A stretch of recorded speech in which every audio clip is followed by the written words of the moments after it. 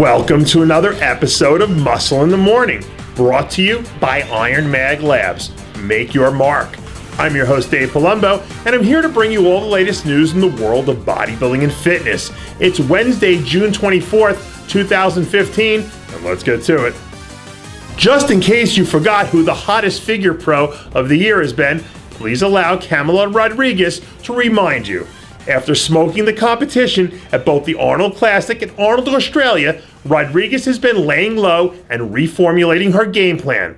But with a little over 3 months to go until Olympia time, Rodriguez is back and ready for action.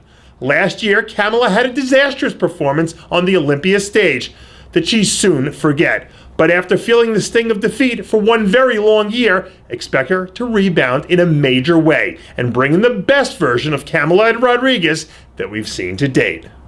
With 4 top 8 finishes and a convincing win under his belt, Brandon Cory has been quietly putting together a very nice year. Back at the last Olympia appearance in 2013, Cory had an extremely forgettable performance.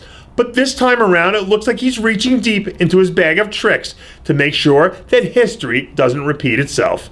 Recently, the reigning Toronto Pro Champ released some footage from a leg training session where we see him busting out an old quad-killing staple, sissy squats.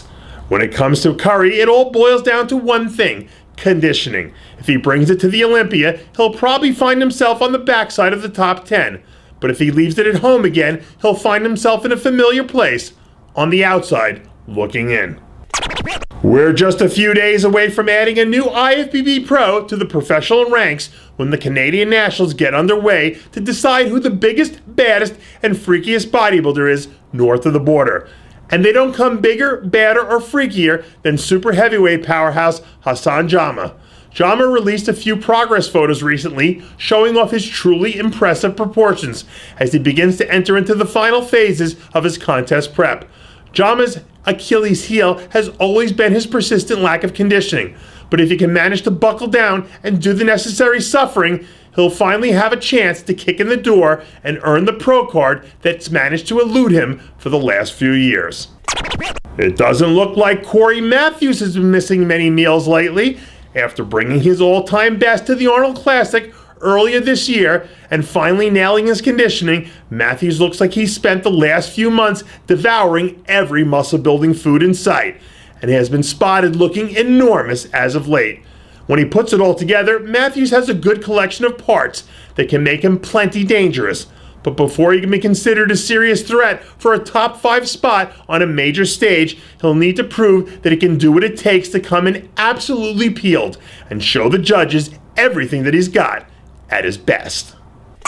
We've heard quite a bit of chatter over the last few weeks about possible contenders for the overall crown at the upcoming USA Championships.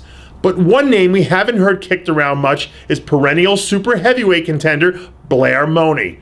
Over the weekend, Mone was spotted guest posing at the NPC Indiana, where he took the stage looking massive, much to the delight of everyone in attendance. Mone finished 3rd at last year's NPC Nationals behind Alexis Rolone and Michael Lockett, but brought in what was arguably his best look ever. If he can find a way to dial up some of that magic once again 5 weeks from today, he's going to make things very interesting at the top of the super heavyweight class. And that does it for yet another edition of Muscle in the Morning, brought to you by Iron Mag Labs. Make your mark. Check out ironmaglabs.com today. I'm your host, Dave Palumbo, reminding you to always be true to your passions. And make sure to follow us on Facebook, Twitter, and Instagram.